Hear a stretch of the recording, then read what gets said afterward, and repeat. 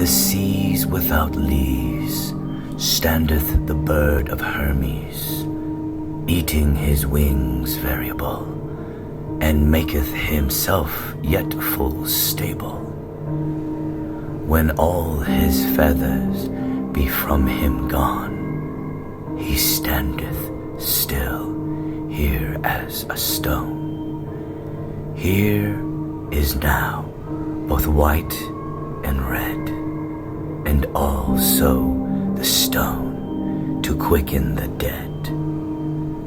All and some without fable, both hard and soft and malleable.